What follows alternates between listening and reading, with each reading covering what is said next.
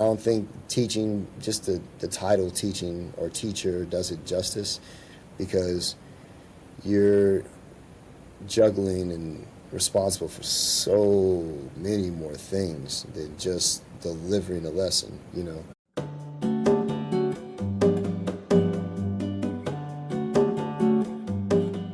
Cornelius. He's a teacher and the owner of Class. I am well. Thank you so much. All right, we're going to jump into it.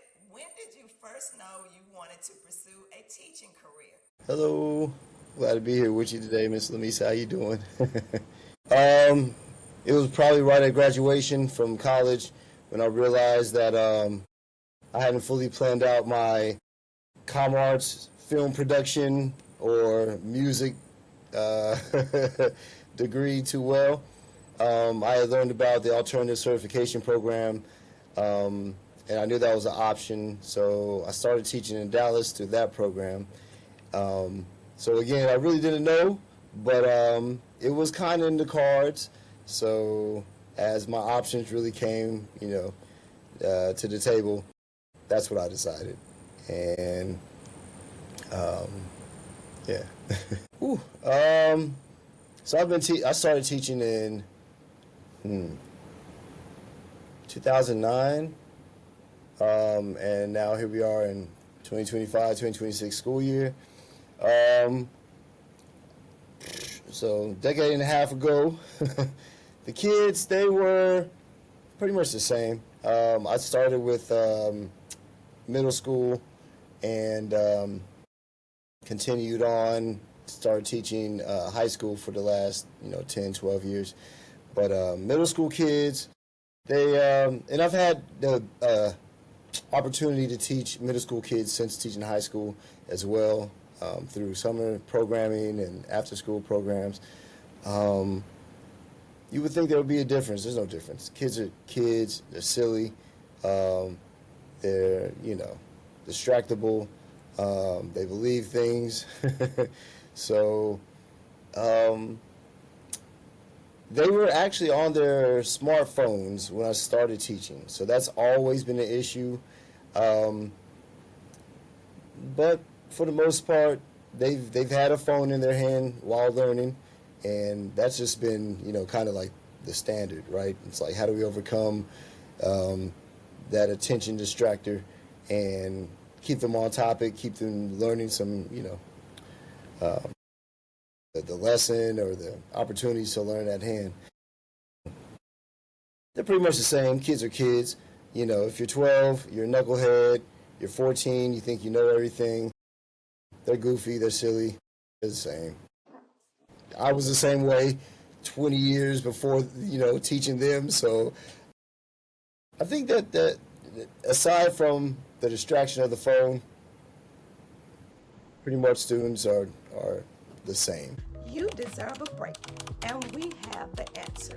It's the Feed Your Soul Wellness Retreat in Hot Springs, Arkansas, April 29th through May 3rd, 2026. We've designed this retreat for you to unplug, detox, reconnect, and restore the mind, body, and soul. With a guided excursions and designated free time, you will head back home rested, connected, and redirected, giving you the energy you need to make the best of 2026. Click the link below. We can't wait to retreat with you. So what can you tell me about your new job and the transition into it? All right, so I've been a special ed math focused teacher since I was teaching middle school and also since I've been teaching high school. Um, I co-taught algebra as a special ed teacher component, but we really didn't explicitly tell that to the students. We were just two teachers in the classroom. We helped all the students, no discretion. We just kind of knew who needed more support, what kind of supports they needed, how to support them. But you learn that as you teach any body of students or humans or people. But got inspired to change from algebra special ed to go into horticulture by these two gentlemen that were teachers in the same hallway as me. There were a few classrooms down. they were telling me how they pretty much started their entrepreneur path and how teaching is kind of rolled into it. They were telling me that they didn't go the traditional way to become a teacher by the certified by the state, but they had a program that they offered through their company that they offered to the charter school I was working at, and they brought them on to teach that term, to teach the class. I got inspired, by their story, so I looked at their pathways, I studied them for a bit. They were very generous and gracious, patient with me, but they, shared a lot of their information, and I found kind of like something I was interested in, something I could transition to. Also have a master's degree in nutrition that, I've gotten since teaching. However, I'm thinking, this fits some of my mantras, some of the things I'm interested in. Let me start teaching horticulture, right? And let's start changing students' attitudes around food, around health, and, directly empower them with the ability to grow their own food, and improve their own health, So to, summarize that answer, the two gentlemen inspired me, gave me a pathway to kind of exit algebra, and start teaching actually a class that I feel, I really like math. I love math. I like teaching it, but this was speaking to me differently, and I feel really inspired and driven,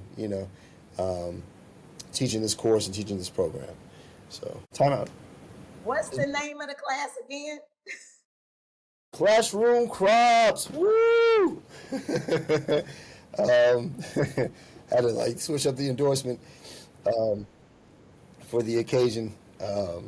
So yes, that's all. It's self-explanatory. It's designed to be in educational settings, so elementary, middle school, high school, and in the classroom we're actively growing food.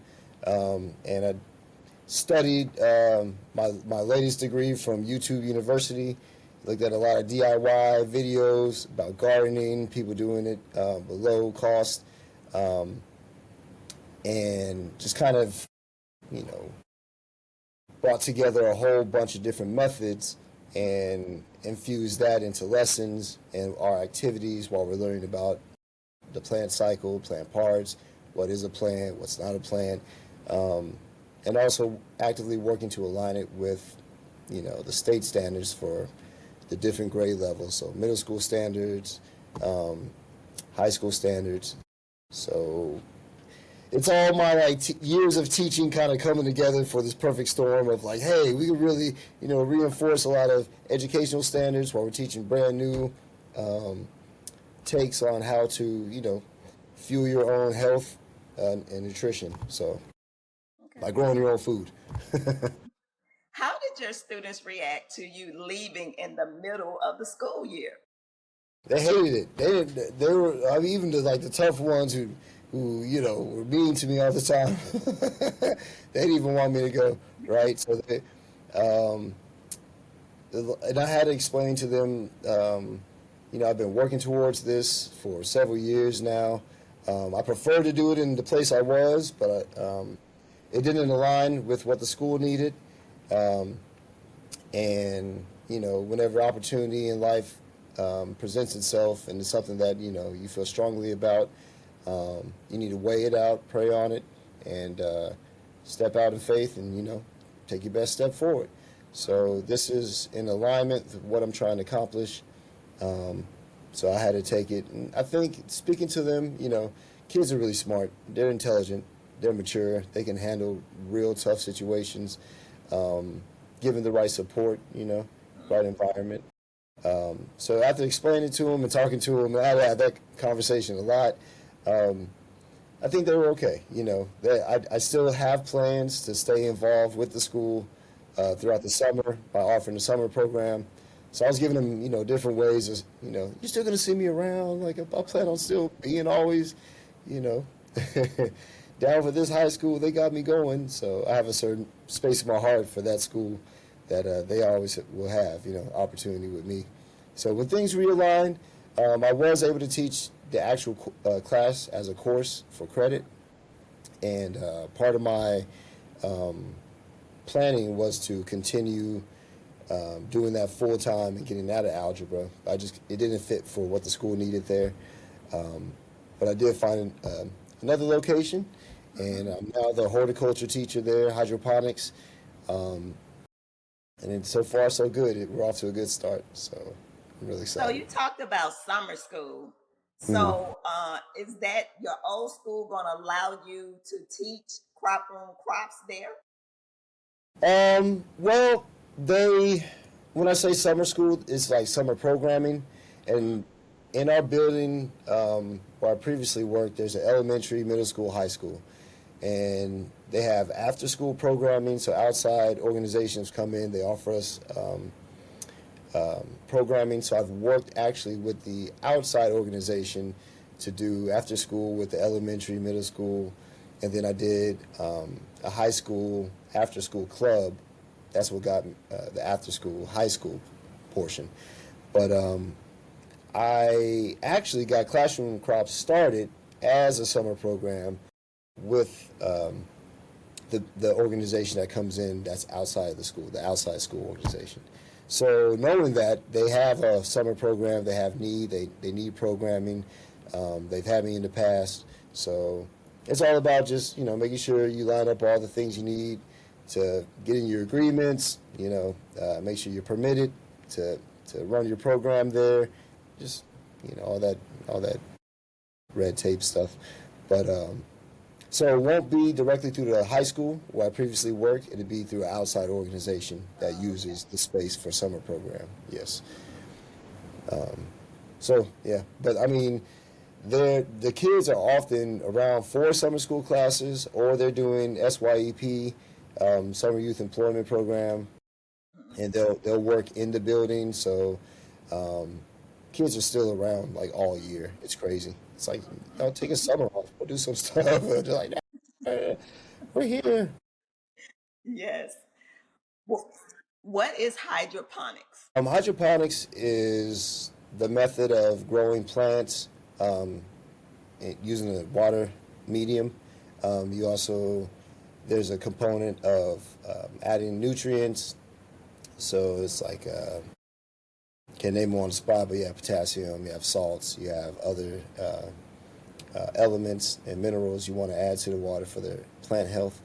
And there are different methods that use hydroponics. So there's a nutrient filament technique, and that kind of uses like gutters. You place your plants, on top of the gutters, just covered. They have little holes.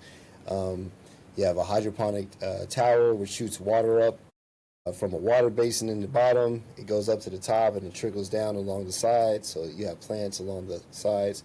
So it's all water design. There's no soil.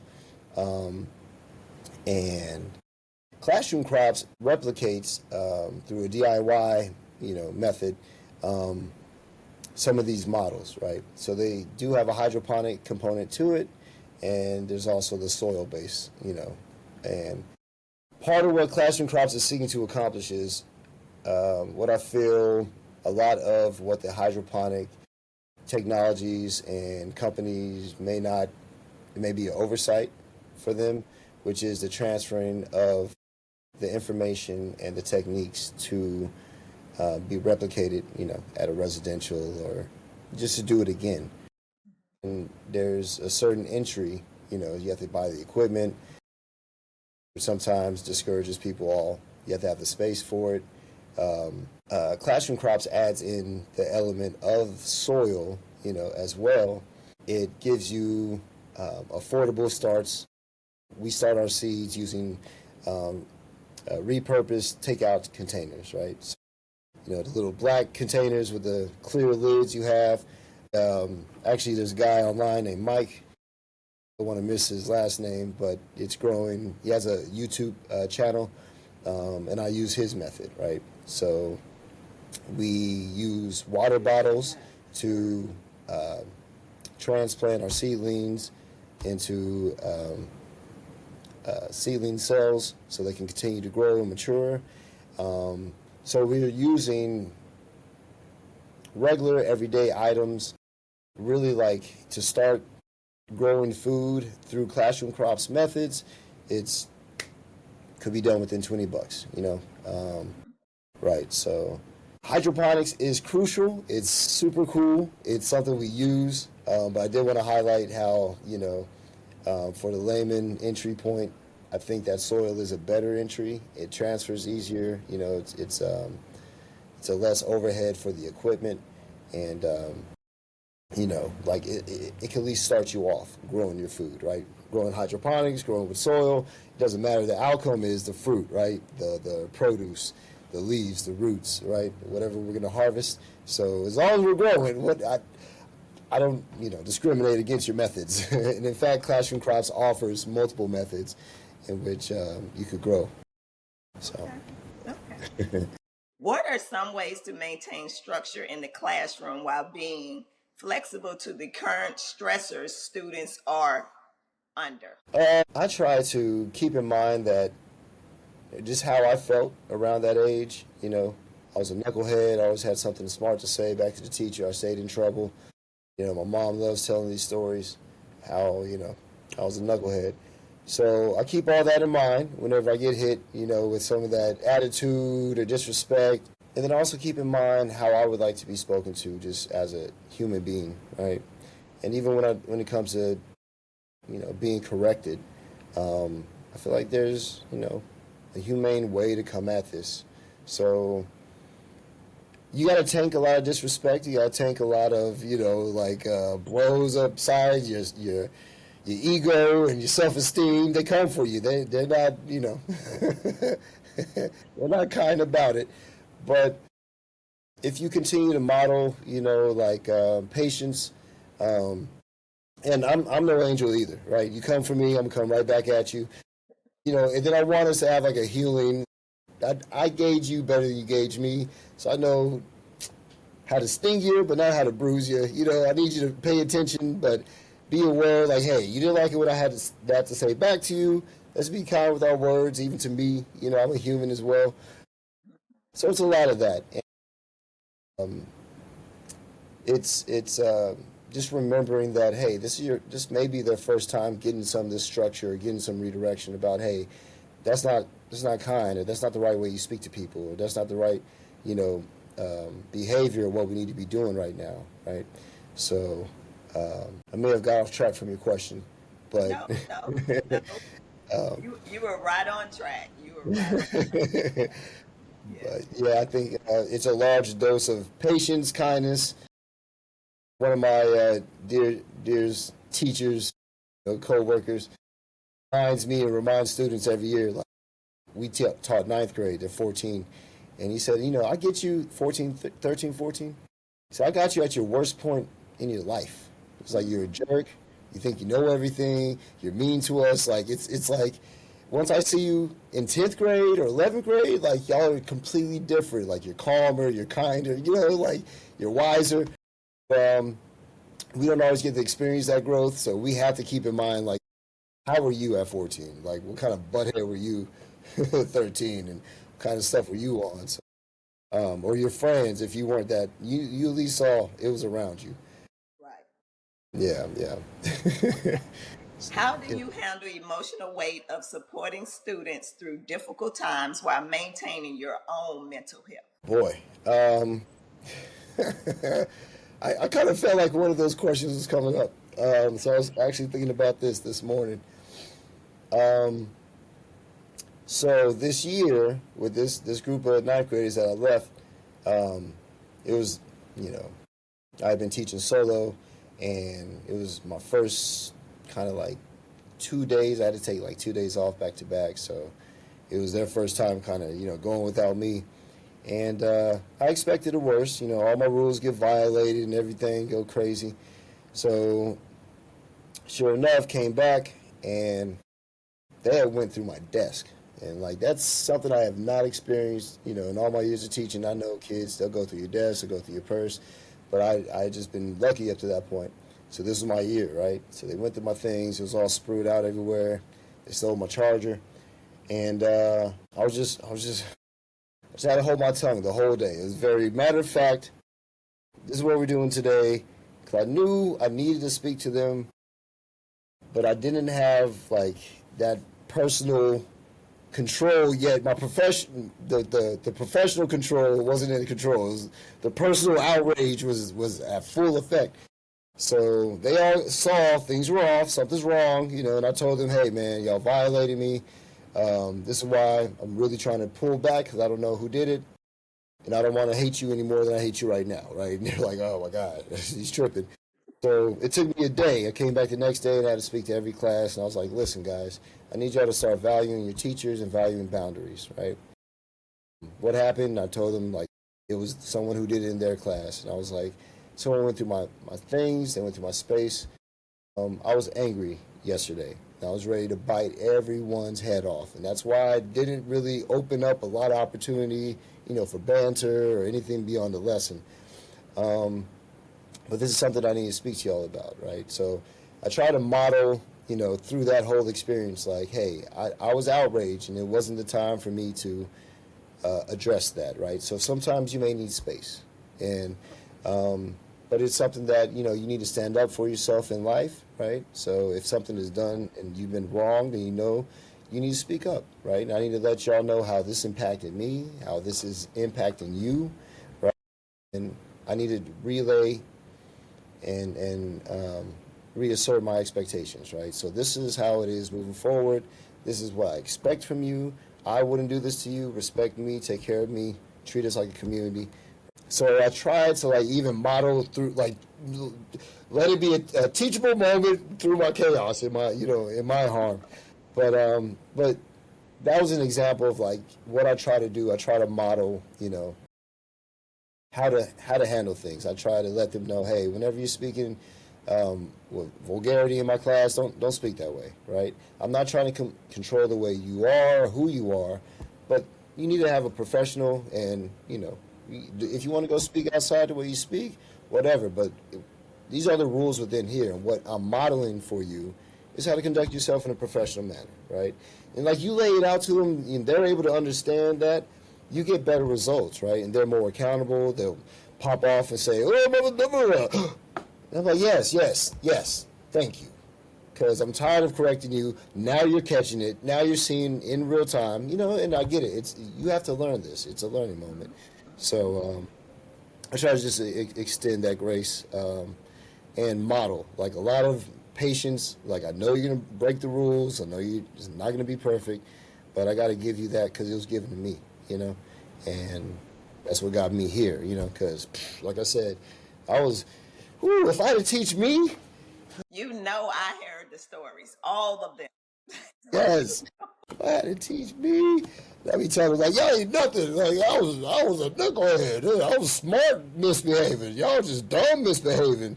I mean, and then, they also, they know I'm flawed, and they know who they have, right? And they accept it, and they know what they're getting every day, right? So by the end of the year, they know me like family, you know what I mean? So. Yeah. What if wellness wasn't just about your body, but about your whole life feeling good?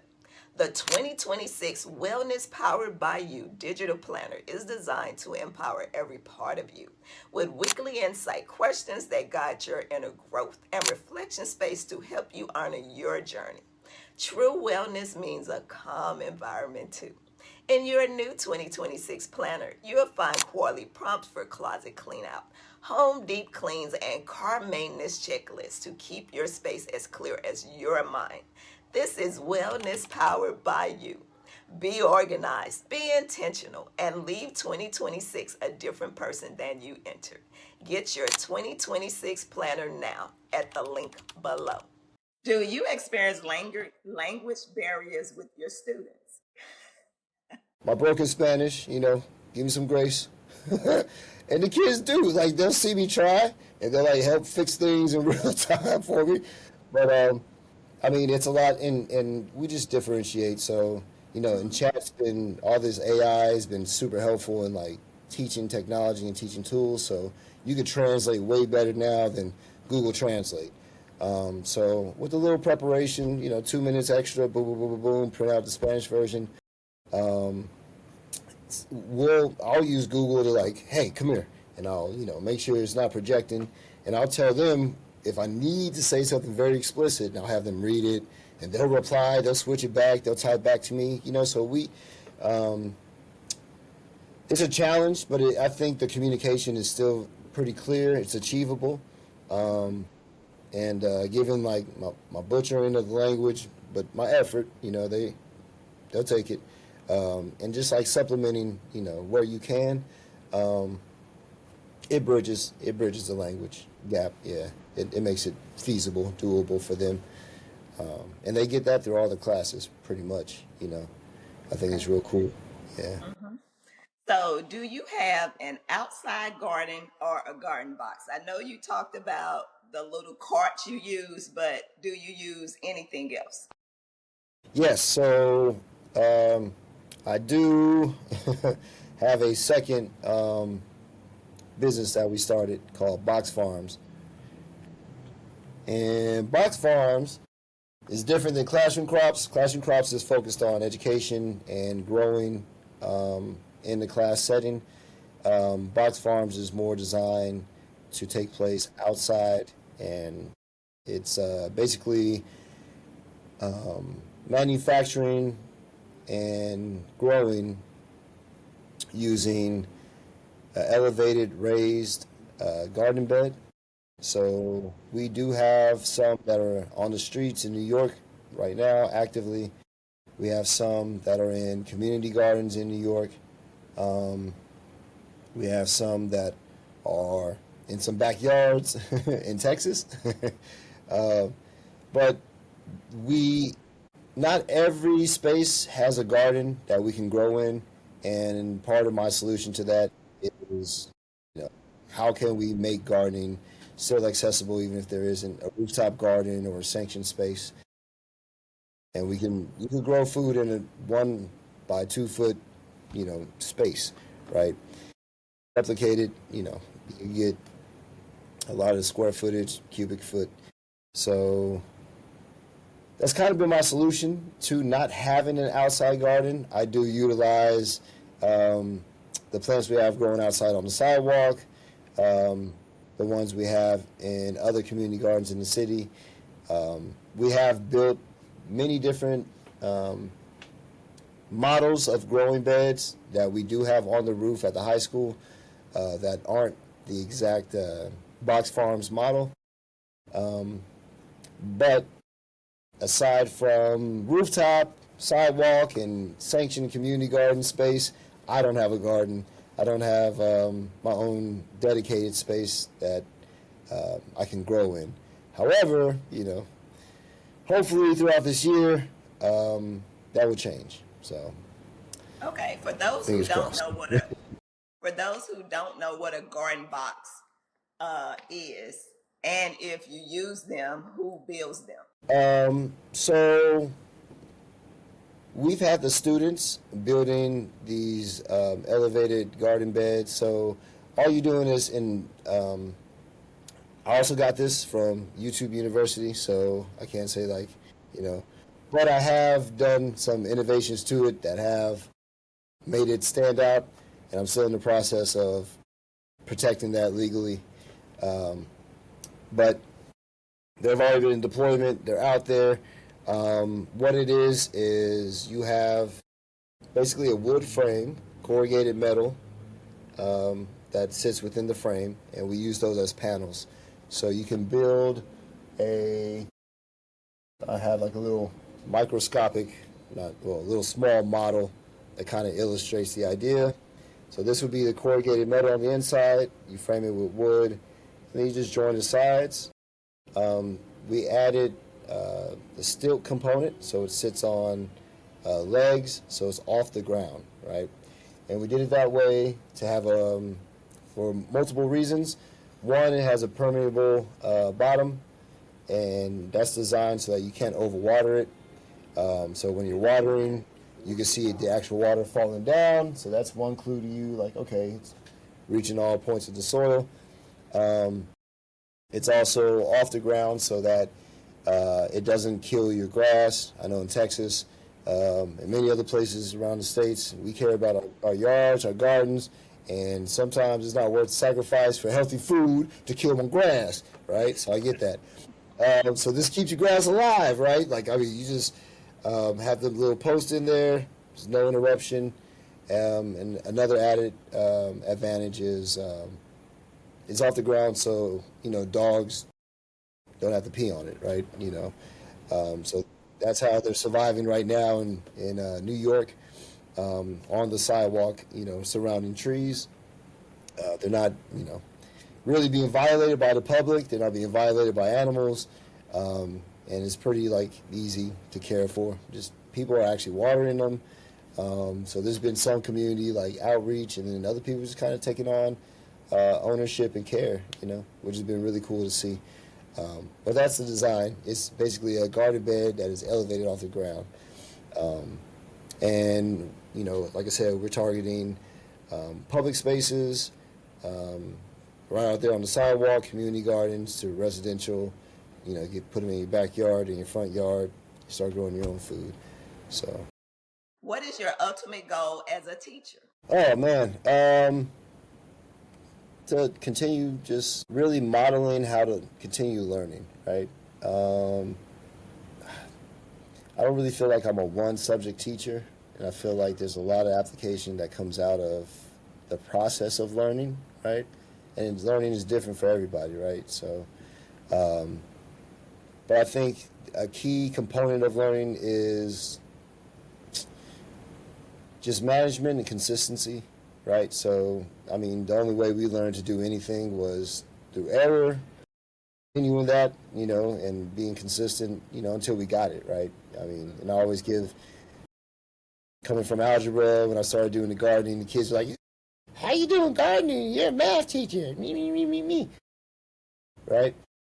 I tell them, it's the same way you learn to walk, right? When you first started walking, you was falling, busting your knees, falling on your face, and now you just walk, you don't even think about it, right? So we do that in many aspects in life, and we're just continuously learning. So as a teacher, my biggest lesson would be to learn how you learn and continue learning. Right? So what was your favorite subject in school? Math. Math. Yeah. Okay, because it really sounds like science because of the gardening, but okay. Nah, I didn't like science. I didn't like history. I think I was closer to science, but I really didn't like much but math. I was like, yeah. English was too subjective. We could write the same sentence 20 different ways. I don't know. Is this right? Math is 3 plus 4. There's going to be one good answer for this. There's a lot of answers. But it's only that one, huh? There's one good one, though. There's one good one. What would you want people outside of education to understand about teachers? Woo! Probably the name teacher is, I don't know, not the right word for what they're doing. These people are doing, man, and I'm thinking about the teachers who I'm around, right? The teachers I've been blessed to be able to know and learn from and see them. I see teachers just deal with a lot, just from preparing and learning about what they're going to learn, how to deliver that, knowing what are the challenges of me giving this one lesson and what will I face, right? Then you have the pressures of, hey, you have metrics coming down from your admin. We're coming to observe you. You're not doing this, you're not doing this, here's some training, right? And then you're dealing with the student. You want them to learn what you want them to learn, but you also know, hey, I'm dealing with a soul and a human with emotions and challenges, right? So we always talk about ideal conditions to learn under, and the majority of our students aren't learning under these ideal conditions, right? So there's a lot of mentoring and counseling, advice, and I had heard, I think there was an article that was brought up to us in training years ago, during summer training. It was saying how this man he was a rocket scientist and he became a teacher. And he was like, this is the most difficult job. Like, he was testifying like, I'd rather go back to being a rocket scientist. Like, teaching is crazy. It's difficult. And then I also heard something like teachers make 10,000 decisions in a day, like every day. And if you really like stop and just try to count, like, you're going to make 100 choices in 10 minutes. Right? What am I going to say? How do I correct this? How do we get back on track? Did I prepare this? What is this under? Like, there's like, you're really live. I try to tell people, it's like when you watch a news anchor, you don't really get to see them on an off day. That was a 50% of what I saw yesterday. Like, you have to be on everything. It's a high demand job. And I don't think teaching, just the title teaching or teacher, does it justice, because you're juggling and responsible for so many more things than just delivering a lesson, you know. But yeah, I think people remember teachers are, you know, they're dealing with a lot. Sometimes y'all's children is pretty challenging to them. And, you know, don't forget to give your teachers some grace, right? Yes. Whether you think they're a good teacher or a bad teacher. Just remember, they're trying, they're coming every day, they got to be on. They have their own flaws, but give them a little grace, you know. So I was a LOTC instructor and a JRTC instructor. And so I know we, like, you know, control the kids. And so teachers will come to me and be like, hey, can you just come stand in my door and look at your kids? And I just go stand in the door and cross my arms, and the kids see me and they have no more problems with them. But I would be like, yeah, why don't you just do what I did? They were like, I don't know what you do, but what I do is not the same. And they would not listen to me. And it was just so ironic that I would have to always do that. Yes. But I think that's that 30 years of military. So. Oh man, and they know who they can play with, who don't play. And that's part of, like, you can't teach that to teachers, right?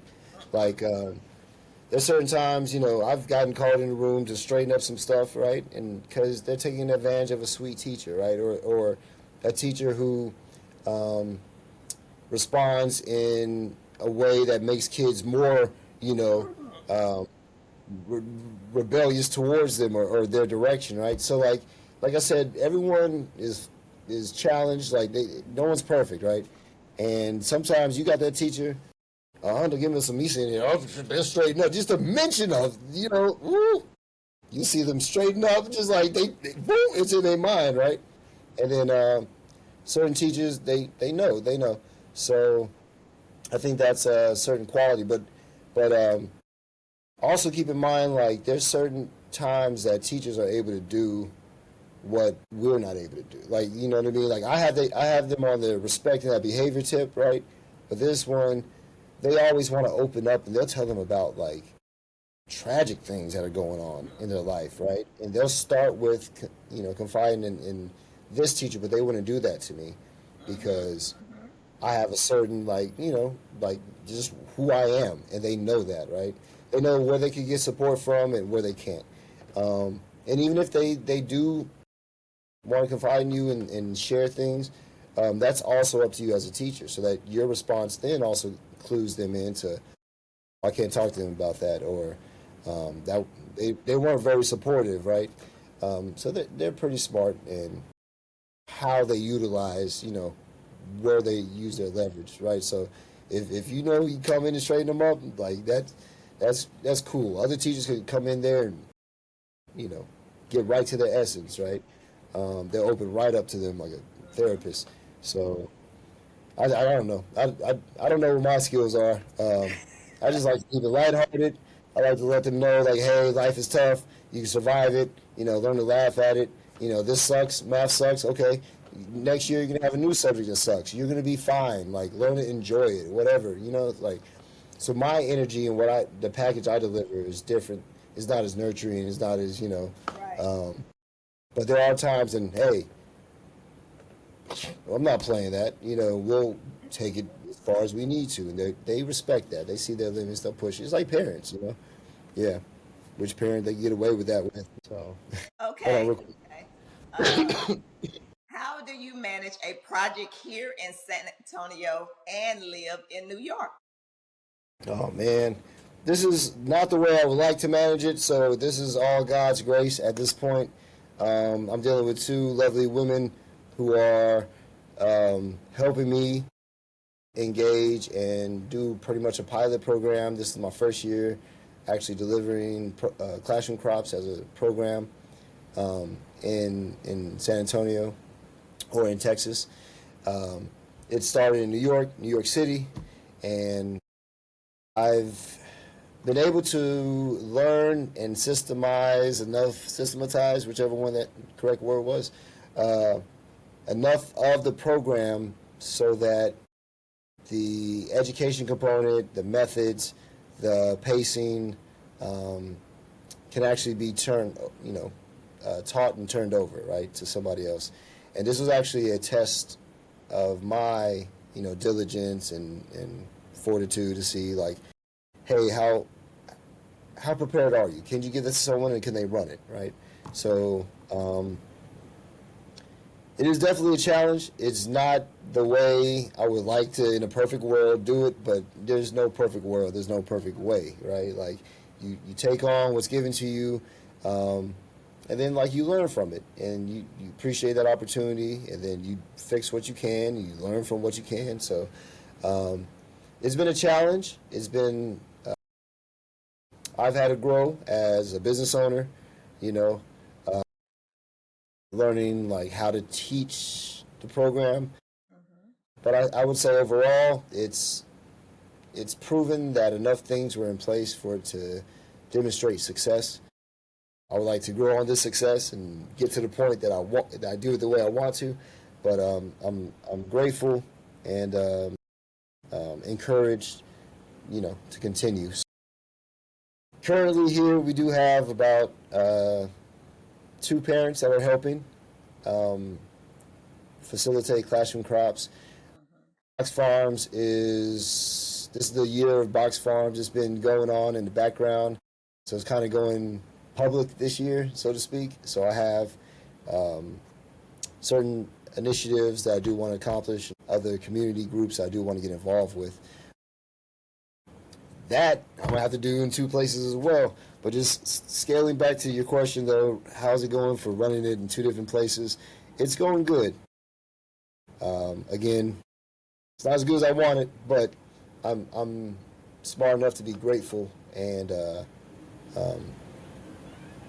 committed enough, to see it continue to do better. Thank you for watching. I'll see you next time.